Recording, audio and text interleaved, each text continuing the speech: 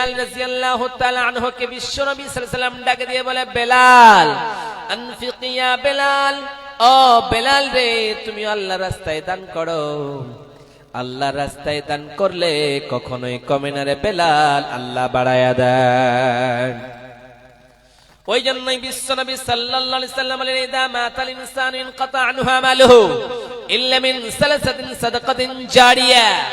ও দুনিয়ার মানুষেরা রে, মানুষ যখন মরে যায় তার সমস্ত আমলগুলি বন্ধ হয়ে যায়, শুধুমাত্র তিনখানা আমল বিদ্যমান থাকে, শুধুমাত্র তিনখানা আমল থাকে।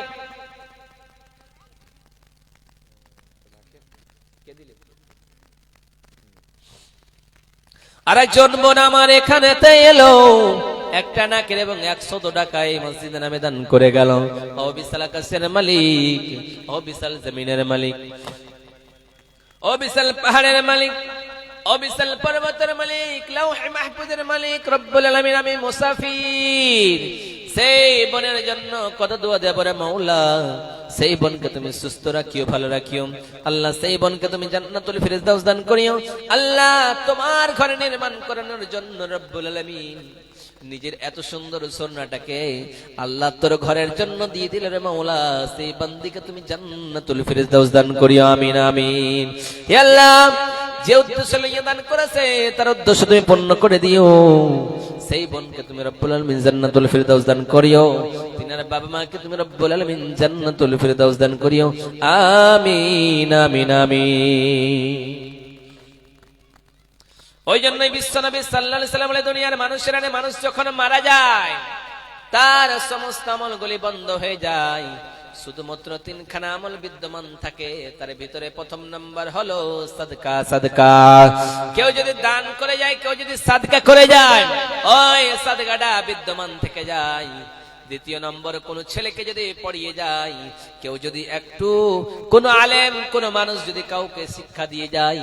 তৃতীয় নম্বর হলো, কেউ যদি নিজের সন্তানটাকে সুন্দর শিক্ষিত বানায়া যায়, আর ওই সন্তানটা যদি আল্লাহর দরবারে দোয়া করে দেয়, রব্বির হামহুমা কামা রব্বায়ানি সগীরা,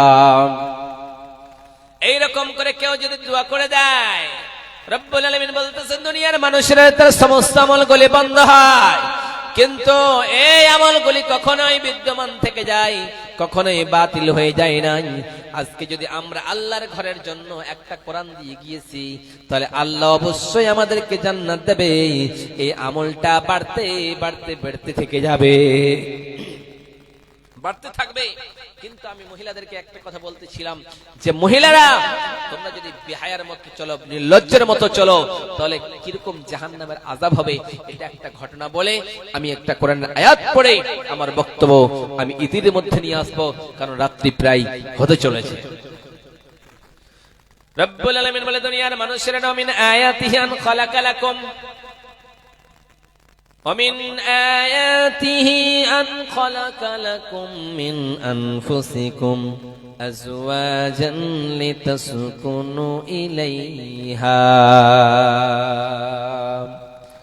রব্বুল আলামিন বলে, দুনিয়ার মানুষেরা আমি আল্লাহর অনেকগুলি নিদর্শন রয়েছে, অনেকগুলি আলামত রয়েছে, কিন্তু এই সমস্ত আলামতের ভিতর থেকে, অনেকগুলি নিদর্শনের ভিতর থেকে আমার অন্যতম নিদর্শন হলো আমি আল্লাহ তোমাদের থেকে তোমাদের তৈরি করেছি। তোমাদের থেকে তোমাদের কেমনে বানালাম? রব্বুল আলামিন যখন সুন্দর করে সাইয়েদনা আদম আলাইহিস সালাতু সালামকে বানালেন, আদমকে সুন্দর করে মাটি দিয়ে বানানোর পরে এবার আদমকে রূহ দিলেন, রূহ দেওয়ানোর পরে সুন্দর করে মানুষ বানালেন, মানুষ বানানোর পরে সুন্দর করে শিক্ষা দিলেন, শিক্ষা দেওয়ানোর পরে সম্মান দিয়ে দিলেন, সম্মান দেওয়ানোর পরে বলেন, আমার ফেরেশতারা তোমরা সবাই সাজদা করো। ওয়া ইয কুল্লা লিল মালাইকাতি ইসজুদু লিআদামা ফাসাজাদু ইল্লা ইবলিস আবা ওয়াস্তাকবারা ওয়া কানা মিনাল কাফিরিন। রব্বুল আলামিন সুন্দর করে সাইয়েদনা আদমকে বানানোর পরে বললেন, সম্মান দেওয়ানোর পরে বললেন, তোমরা সাজদা করো। সবাই সাজদা করলো, কিন্তু একজন সাজদা করলেন না, তার নাম হলো ইবলিস। রব্বুল আলামিন ইবলিসের বললেন, ইবলিস কেন সাজদা করলে না? বল বল বল। ইবলিস বললেন রব্বুল আলামিন আনা খায়রুম মিনহু খালাকতানি মিন নার ওয়া খালাকতাহু মিন তিন। রব্বুল আলামিন আমি হলাম আগুনের তৈরি, আগুন কখনো এই মাটির সাজদা করতে পারে না, মাটি আগুনের সাজদা করবে। আদমের সাজদা করানোর কারণে সবাইকে বলে সাজদা করো, কিন্তু সবাই সাজদা করলে ইবলিস করলো না। ইবলিসের শয়তান বানায় দিলেন, ইবলিসের লাঞ্ছিত করে দিলেন। আর আদমকে সাজদা করানোর কারণে, সম্মান বাড়ানোর কারণে আল্লাহ আদমের সম্মান বাড়িয়ে দিলেন। তুমি মাটির আদমকে প্রথমে সৃষ্টি করিয়া ঘোষণা করিয়া দিলে শ্রেষ্ঠ বলিয়া। তুমি মাটির আদমকে প্রথমে সৃষ্টি করিয়া ঘোষণা করিয়া দিলে শ্রেষ্ঠ বলিয়া। তাই তো নূরের ফেরেশতা করে আদমকে সাজদা, তাই তো নূরের ফেরেশতা করলো আদমকে সাজদা। সবার চেয়ে সম্মান দিলে মাটির আদমকে। আল্লাহু আল্লাহ তুমি জাল্লে জালালু, শেষ করা তো চাই না গে তোমার গুণগান, শেষ করা তো চাই না গে তোমার গুণগান। আল্লাহর গুণগানকে শেষ করা যায় না। আল্লাহ সাইয়েদনা আদমকে সুন্দর করে বানালেন, বানানোর পরে ইবলিসকে তাড়িয়ে দিলেন। এবার সম্মান স্বরূপ আদম আলাইহিস সালাতু ওয়াস সালামকে জান্নাতের ভিতরে রাখলেন। সাইয়েদনা আদম আলাইহিস সালাতু ওয়াস সালামকে জান্নাতের ভিতরে রাখানোর পরে এবার আদমের মনটা যেন ভালো লাগে না। আল্লাহ বুঝতে পারলেন আদমের জন্য একটা বয়ের প্রয়োজন আছে। যখন আমাদের সমাজের ছেলেরা 18-20 বছর হয়ে যায়, তখন একটা বইয়ের জন্য পাগল হয়ে যায়, তার বিয়ে দেওয়া লাগে। অনুরূপ ভাবে আল্লাহ বুঝতে পারলেন আদমের ভালো লাগে না একা একা, আদমের জন্য একজন সঙ্গের সাথী প্রয়োজন।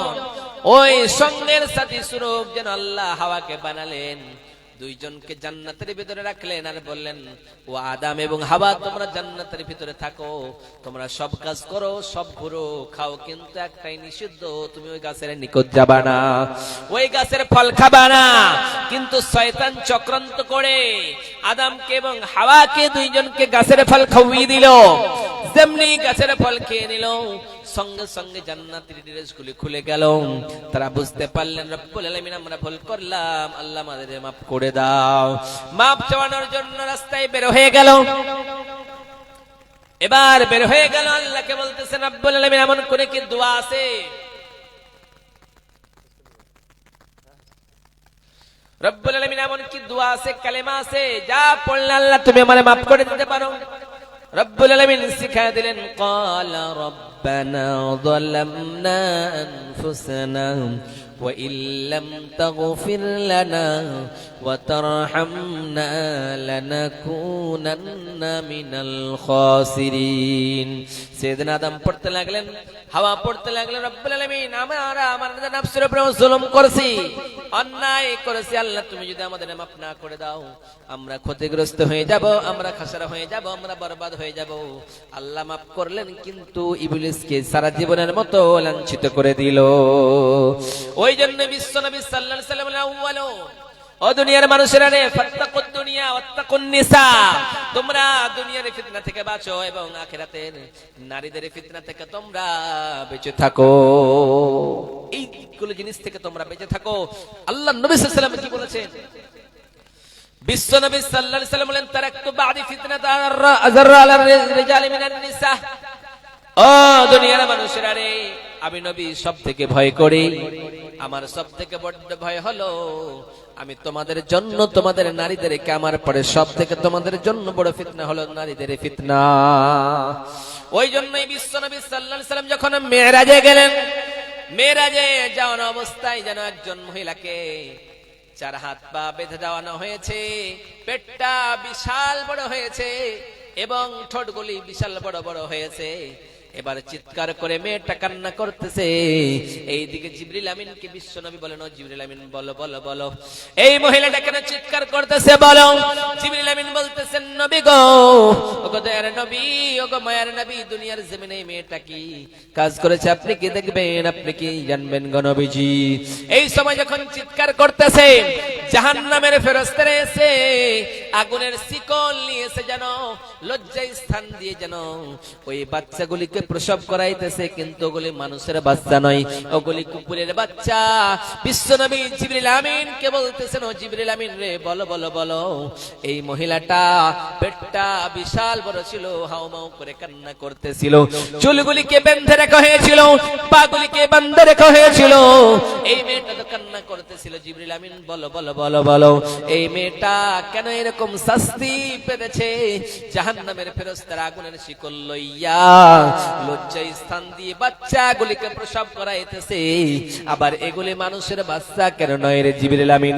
জিবরিল আমিন বলতেছেন, নবী গো, ওগো দয়ার নবী, ওগো মায়ের নবী, দুনিয়ার জমিনে মেয়েটা রোজা রেখেছিল, নামাজ পড়ছিল, সব কাজ করেছিল গো নবীজি, কিন্তু মেয়েটা পর্দায় চলে নাই, পর্দা মানে নাই, কোরআন মানে নাই গো নবীজি। মেয়েটা চুলগুলিকে রাস্তায় ছেড়ে চলতো, মেয়েটা এইরকম করে পেট পিট দেখাতো গো নবীজি, নিজের অঙ্গগুলি অপর পুরুষকে দেখাতো ওগো দয়ার নবী। এই কারণে মেয়েটাকে শাস্তি হইতেছে গো নবীজি। এই মেয়েটাকে যতগুলি পুরুষ তাকাইছে গো নবীজি, অতগুলি তার পেটে কুকুরের বাচ্চা জন্ম নিয়েছে, ওগুলি মানুষের বাচ্চা নয়। কারণ জিবরিল আমিন বললেন, নবী গো, এই মেয়েটা নিজের অঙ্গকে অন্য পুরুষকে দেখায় তো গো নবীজি, ওই কারণে মেয়েটার এইরকম অবস্থা হইতেছে জাহান্নামের ভিতরে।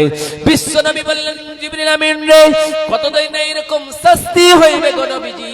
জিবরিল আমিন বললেন, নবী গো, ওগো দয়ার নবী, ওগো মায়ার নবী, এই মেয়েটার অতদিন পর্যন্ত শাস্তি হবে গো নবী। একটা বাচ্চা প্রসব করাতে 70 বছর লাগবে। এই মেয়েটার দিকে যতগুলি পুরুষ তাকাইছে গো নবী, একবার তাকাইছে একটা বাচ্চা হয়েছে, দ্বিতীয়বার তাকাইছে দ্বিতীয় বাচ্চা হয়েছে। মেয়েটা শৈশব থেকে যৌবন থেকে যতদিন পর্যন্ত পায়ে পুরুষ দেখেছে, তার চুল দেখেছে, পা দেখেছে, পিঠ দেখেছে, অতদিন পর্যন্ত গো নবীজি একটা একটা একটা করে গো নবীজি তার পেটে বাচ্চা হবে। এগুলি মানুষের বাচ্চা নয়, এগুলি কুকুরের বাচ্চা হবে গো নবীজি। ওই জন্যই বিশ্ব নবী সাল্লাল্লাহু আলাইহি ওয়াসাল্লাম বলে, মাইয়াজমাল লিমা বাইনা লাহিয়াইহি ওয়া মা বাইনা রিজলাইহি আজমাল লাহুল জান্নাহ। বিশ্ব নবী সাল্লাল্লাহু আলাইহি ওয়াসাল্লাম বলে, দুনিয়ার মানুষেরা রে, তোমরা যদি দুইটা জিনিসের জিম্মা নিতে পারো, দুইটা জিনিসের রক্ষণাবেক্ষণ করতে পারো, তাহলে আমি নবী তোমাদের জান্নাতের গ্যারান্টার হয়ে যাব। প্রথম নম্বরে নবীজি বলেন, তোমরা জবানের হেফাজত করবা, তোমরা মিথ্যা বলবা না। দ্বিতীয় নম্বরে বললেন, তোমরা লজ্জায় স্থানের হেফাজত করবা। দুইটা জিনিসের কাজ তোমরা যদি দেখতে পারো, তাহলে আমি নবী তোমাদের বললাম, তোমাদেরকে জান্নাতে একসঙ্গে নিয়ে যাব। ওই জন্যই নবীজি বলেন, দুনিয়ার মানুষেরা রে, রব্বুল আলামিন জানায়া দিয়ে বলেন, ওয়াকুল লিল মুমিনাতি ইয়াগুদুনা মিন আবসারিহিন্না ওয়া ইয়াহফাযনা ফুরুজাহুন্না ওয়া লা ইউবদিনা যিনাতাহুন্না। রব্বুল আলামিন বলে, দুনিয়ার মানুষেরা, ও মহিলার দল, তোমরা তোমাদের চেহারাটা, তোমাদের চক্ষুটা তোমরা নিচে করবা, তোমরা কখনোই তোমরা অপর পুরুষকে দেখতে যাবা না। আবার আল্লাহ বললেন, পুরুষেরা রে, তোমাদের চোখটাও তোমরা নিচে করবা। নিচে করতে বলেন কেন? আল্লাহর নবীর জামানায়, আল্লাহর নবীর জামানায় আল্লাহর নবী সাল্লাল্লাহু আলাইহি ওয়াসাল্লামের সাহাবায়ে কেরামেরা ছিলেন, আল্লাহর নবীর বিবিরা ছিলেন এক জায়গায়। আল্লাহর নবী একদিন বসে আছেন, বিশ্ব নবী সাল্লাল্লাহু আলাইহি ওয়াসাল্লাম বসে আছেন, তার সামনে তার সঙ্গে যেন তার স্ত্রীরাও আছেন।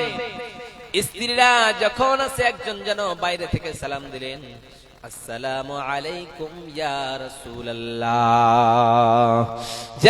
যখন একজন সাহাবী সালাম দিলেন, বিশ্ব নবী সাল্লাল্লাহু আলাইহি ওয়াসাল্লামের সঙ্গে তিনার স্ত্রীরা ছিলেন। সেই সময় সালামের উত্তর দিলেন নবীজি। দেখতে পেলেন সেই লোকটা কেউ নয়, আব্দুল্লাহ ইবনে উম্মে মাকতুম। তিনি ছিলেন অন্ধ, দেখতে অন্ধ ছিলেন, তিনি দুই চোখে দেখতে পেতেন না। বিশ্ব নবীর স্ত্রীরা পার্শ্বে বসে আছেন, সেই সময় যেন তারা সেখান থেকে সরেন নাই। নবীজি বললেন, ও আমার স্ত্রীরা, তোমরা সরে যাও। কিন্তু তারা বলেন, নবী গো, এ তো অন্ধ সাহাবী আমাদের দেখতে পাবে না। নবীজি বললেন তোমাদের যদি দেখতে না পাই তাহলে তোমরা তো তারে দেখতে পাবা, অর্থাৎ তোমরা তারে দেখতে পাবা, তোমাদের জন্য তাকে পর্দা করাও প্রয়োজন রয়েছে। অর্থাৎ তোমাদের এই রকম হয়ে যেতে পারে, অর্থাৎ তোমরাও তাকে দেখে পর্দা করো, তোমরা দূরে সরে যাও। অর্থাৎ নবীজি বলেন সে তো তোমাদেরকে দেখতে পায় না, কিন্তু তোমরা তো দেখতে পাচ্ছ, অর্থাৎ তোমরা দূরে সরে যাও, পর্দায় থাকো, বেপরদায় তোমরা কখনোই চলে যেও না। মা বোন, যদি এইরকম বেপরদায় কেউ চলতে চান তাহলে ওই জাহান্নামে যাবেন।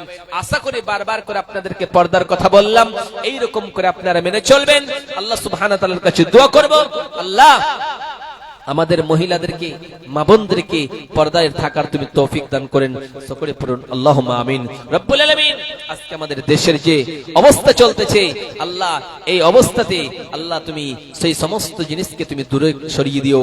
আল্লাহ আমাদেরকে তুমি হেফাজত করিও। আল্লাহ সারা পৃথিবীর মুসলমানদেরকে আল্লাহ তুমি হেফাজত করিও। রব্বুল আলামিন, আমরা বড় বিপদে পড়ে আছি আল্লাহ, আল্লাহ তুমি আজকে আমাদের সম্মান বাঁচাও রব্বুল আলামিন। আল্লাহ সুবহানাহু ওয়া তাআলা বলেছেন ওয়ালা তাহিনু ওয়ালা তাহজানু ওয়া আনতুমুল আ'লাউনা ইন কুনতুম মুমিনিন। যদি তোমরা অপদস্থ হবে না, তোমরা লাঞ্ছিত হবে না, তোমরা অপদস্থ হবে না, তোমরা বেইজ্জতি হবে না, যদি তোমরা মুসলমান হও তাহলে, তোমরা যদি মুমিন হও তাহলে, তোমরা যদি প্রকৃতভাবে মুমিন হও তাহলে তোমরা কখনোই লাঞ্ছিত হবে না। আমরা কখনোই লাঞ্ছিত হব না। আমরা যদি আল্লাহর উপরে ভরসা করি, আল্লাহর উপরে বিশ্বাস করি, আল্লাহকে যদি মেনে থাকি, তাহলে আমাদের কেউ কখনো ক্ষতি করতে পারবে না। আল্লাহকে আমরা বিশ্বাস করি, আল্লাহকে আমরা বিশ্বাস করেছি, আল্লাহকে বিশ্বাস করলে কেউ